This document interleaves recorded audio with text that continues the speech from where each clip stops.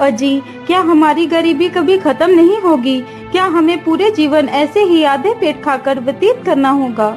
अरे भाग्यवान, मैं लकड़ी काटने बेचने के अलावा और कर भी क्या सकता हूँ। देखते हैं, यदि कभी हमारे जीवन में सुख लिखा हो तो वह सुख हमें जरूर मिलेगा। अच्छा भाग्यवान, अब मैं चलता हूँ, मेरा लकड़ियाँ लेने जाने का समय हो गया है। अरे मेरे प्यारे गधे, चलो, अब हमारा लकड़ियाँ लाने का समय हो चुका है। इतना कहकर लकड़हारा अपने गधे को लेकर जंगल की तरफ निकल पड़ता है।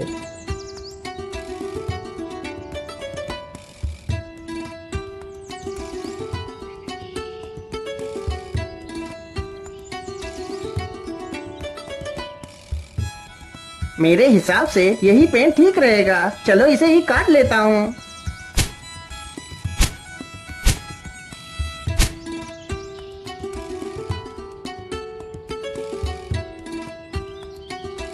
लकड़हारा जल्दी से लकड़ियां काटकर अपने गधे पर लाद लेता है और घर की तरफ निकल पड़ता है।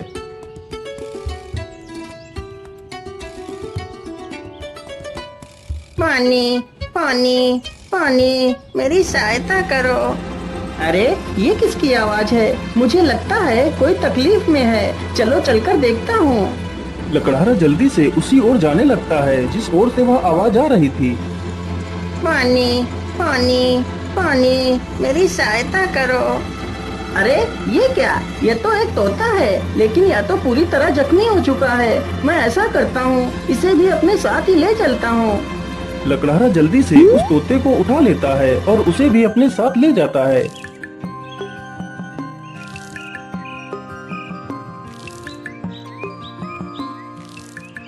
अरे भाग्यवान, तुम जल्दी से हल्दी और चूने का लेप लेकर आओ, मुझे इस तोते के जख्मों पर उस लेप को लगाना है। लकड़हारे की पत्नी तुरंत ही हल्दी और चूने का लेप लेकर आती है। लकड़हारा तुरंत ही उस तोते के जख्मों पर उस लेप को लगाने लगता है। अरे तोता भाई, मैंने तुम्हारे जख्मों पर दवाई लगा दी है, अब तुम जल्दी ही स्वस्थ हो जाओगे। इस प्रकार तोता 1-2 दिनों में ही पूरी तरह स्वस्थ हो जाता है।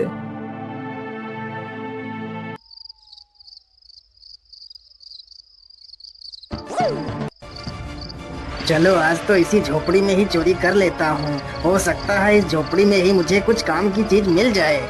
इतना कहकर वह चोर उस झोपड़ी में घुस जाता है। तभी वह तोता उस चोर को देख लेता है। अरे मालिक जल्दी से उठिए, देखिए चोर आ गया। अरे मालिक जल्दी उठो। अरे मालिक जल्दी से उठिए, देखिए चोर आ गया। अरे मालिक जल्दी उठो। अरे वाह, यह तोता तो बोलता भी है, तो क्यों ना मैं इसी तोते को ही पकड़ ले जाता हूँ। बाजार में तो इसकी कीमत अच्छी मिलेगी, और तो कुछ इस झोपड़ी में दिख भी नहीं रहा है। इतना सोचकर चोर तुरंत ही तोते का पिंजरा उठाता है और वहाँ से भाग जाता है।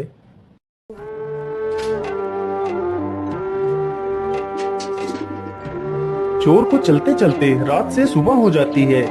ओहो, मैं तो रात भर चलते चलते कितना थक गया हूँ। चलो ऐसा करता हूँ, थोड़ा इसी पेड़ के नीचे आराम कर लेता हूँ, फिर सोचूंगा इस तोते का क्या करना है। इतना सोचकर चोर उसी पेड़ के नीचे लेटकर सो जाता है। तभी वहाँ से एक राजा अपने घोड़े पर सवार होकर निकलता है। महाराज मुझे बचा लीजिए, मेरी रक्षा कीजिए महाराज, नहीं तो यह चोर मुझे मार डालेगा। अरे ये कौन है जो मुझे मदद के लिए पुकार रहा है, लेकिन आसपास तो कोई नहीं दिखाई दे रहा है। अरे महाराज उधर नहीं, इधर नीचे देखिए महाराज, मैं इधर हूँ। महाराज मुझे बचा लीजिए, यह चोर मुझे उठाकर ले जा रहा है। अरे वाह, यह तोता तो बोल भी सकता है। चलो मैं इस तोते को खरीद लेता हूँ, यह तोता मेरी पुत्री को बहुत पसंद आएगा। अरे ओ चोर, चल अब उठ जा, और कितना सोएगा तू? महाराज मैंने कोई चोरी नहीं की, मुझे कुछ मत करना महाराज। नहीं नहीं, मैं तुम्हें कुछ नहीं करूँगा, तुम यह तोता मुझे दे दो, मैं तुम्हें इसके बदले 100 सोने की मोहरें दूंगा। राजा की यह बात सुनकर चोर बहुत खुश हो जाता है। लेकिन याद रहे, मैं तुम्हें ये मोहरें तभी दूंगा यदि तुम आज से चोरी करना छोड़ दोगे। यदि ऐसा नहीं किया तो मैं तुम्हें कारागार में डाल दूंगा। नहीं नहीं महाराज, मैं आज के बाद कोई चोरी नहीं करूंगा। राजा तुरंत ही उस चोर को 100 सोने की मोहरें दे देता है और तोते का पिंजरा लेकर वहाँ से चला जाता है।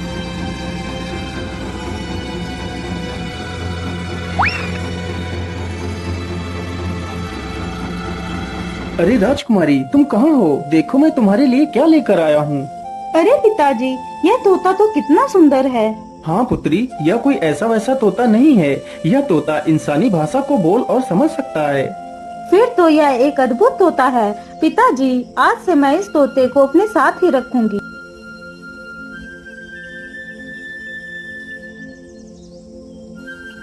राजकुमारी रोज उस तोते को अच्छे अच्छे पकवान खिलाती, लेकिन तोते को उस लकड़हारे की बहुत ज्यादा याद आती रहती थी।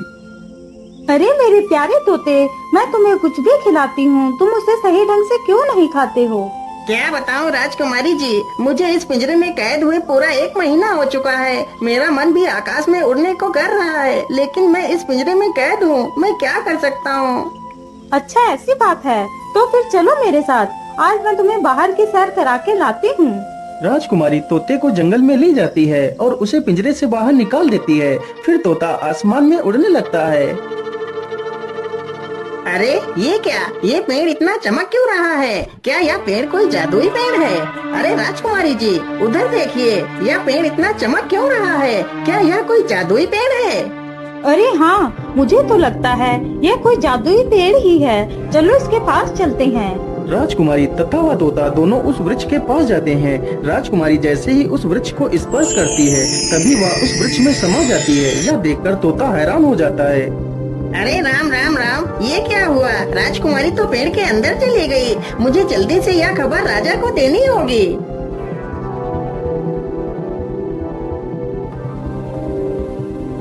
अरे ये मैं कहाँ आ गई?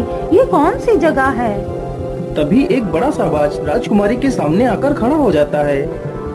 अरे यह बाज तो कितना विशाल है। इतना बड़ा बाज तो मैंने आज तक नहीं देखा।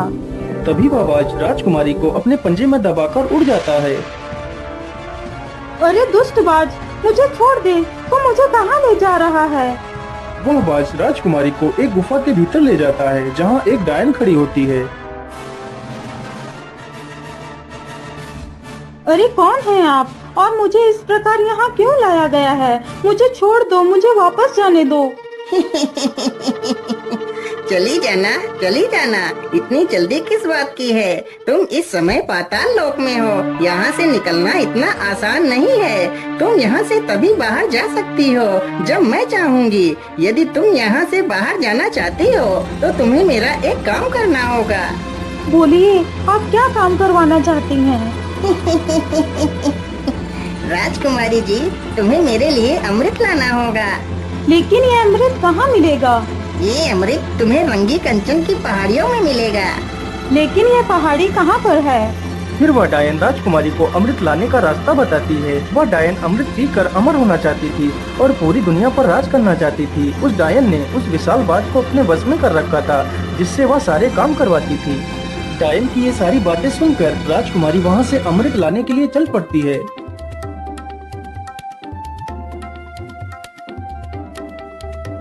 राजकुमारी अमृत ढूंढते ढूंढते उन्हीं पहाड़ियों पर पहुंच जाती है जहां पर अमृत था। मुझे लगता है इसी गुफा में ही अमृत होगा। चलो इसके अंदर चलती हूँ। राजकुमारी जैसे ही गुफा के अंदर प्रवेश करने की कोशिश करती है, तभी एक जहरीला सर्प राजकुमारी को डस लेता है और राजकुमारी की वहीं पर मृत्यु हो जाती है।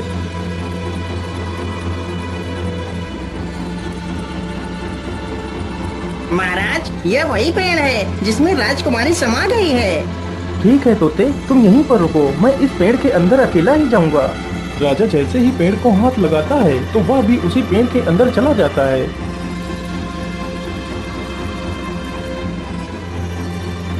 तभी वही बाज फिर से आता है और राजा को भी उठाकर उसी डायन के पास ले जाता है।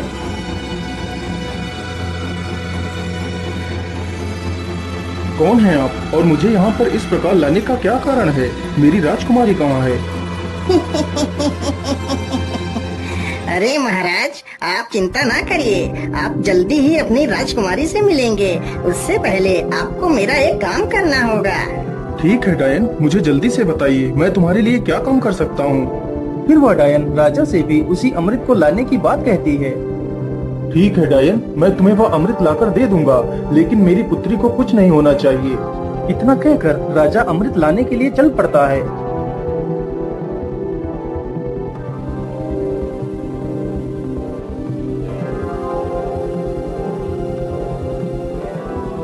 राजा चलते चलते उसी गुफा के पास पहुंच जाता है जहां पर उसकी पुत्री की लाश पड़ी हुई थी। अरे ये क्या, ये तो राजकुमारी पड़ी है, लेकिन मेरी पुत्री को क्या हुआ? हे भगवान, मेरी पुत्री को तो किसी जहरीले सर्प ने डस लिया है। इसका मतलब उस दुष्ट डायन ने मेरी पुत्री से भी वो अमृत लाने को कहा होगा। अब मैं उस डायन को जिंदा नहीं छोड़ूंगा।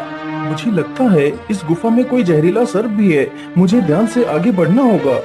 इतना कहकर राजा राजकुमारी को वहीं पर छोड़कर आगे बढ़ता है।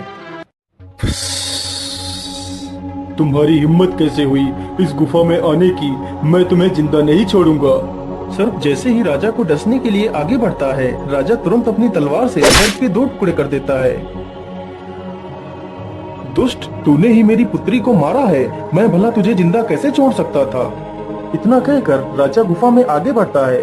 राजा जैसे ही आगे बढ़ता है तभी एक तीर बहुत ही तेज रफ्तार से राजा को छूकर निकल जाता है। तभी राजा अपने कदम पीछे ले लेता है। अरे ये क्या, इस गुफा में तो तीर की वर्षा होने लगी। अब क्या करूं, अमृत तक कैसे पहुंचूं? फिर राजा तीर चलने की प्रक्रिया को ध्यान से देखता है। अरे ये क्या, जब एक तीर इस दिशा से उस तरफ जाता है तभी दूसरा तीर उस दिशा से इस तरफ आता है। इसका मतलब यदि मैं एक एक कदम आगे बढ़ाऊं तो मैं अमृत तक पहुंच सकता हूं। इस प्रकार राजा अपनी बुद्धि के बल पर उस चुनौती को भी पार कर जाता है।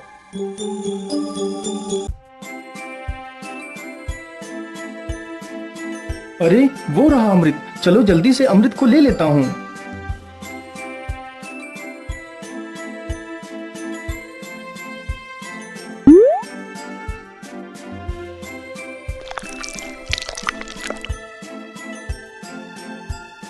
मैं ऐसा करता हूँ, पहले मैं इस अमृत को अपनी पुत्री को पिलाता हूँ।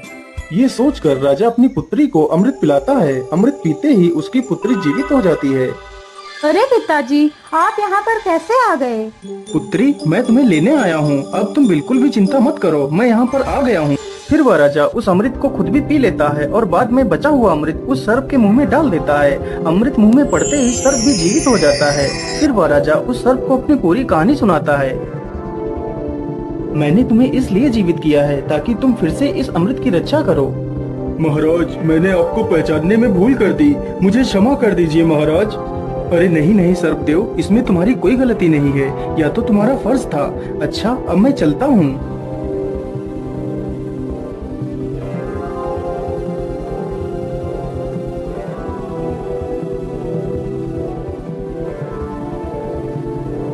राजा उस बोतल में अमृत के स्थान पर एक तालाब से साधारण जल भर लेता है और डायन के पास पहुंच जाता है।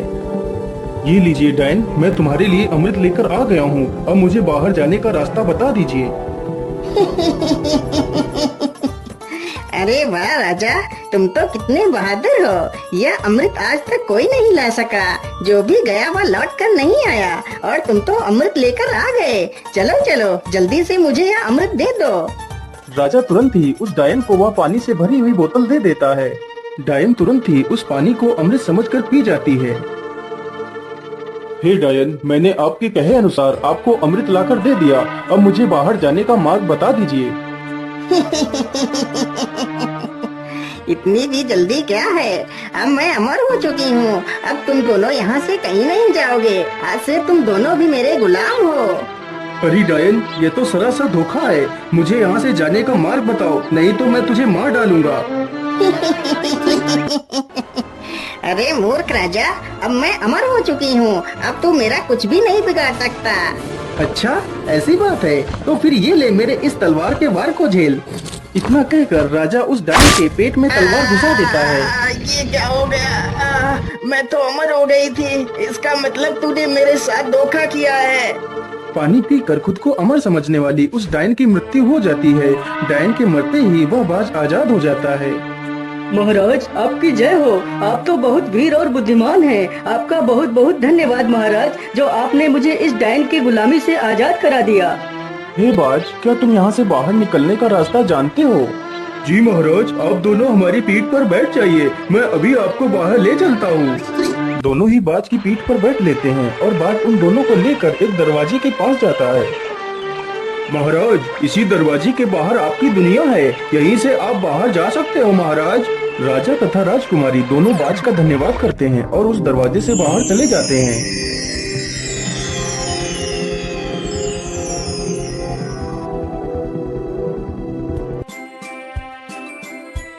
दोस्तों वीडियो अच्छी लगी हो तो लाइक करें, सब्सक्राइब करें।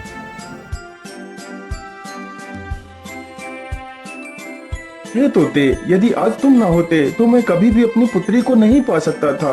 इसलिए मैं तुमसे बहुत प्रसन्न हूँ। आज तुम मुझसे कुछ भी मांग सकते हो।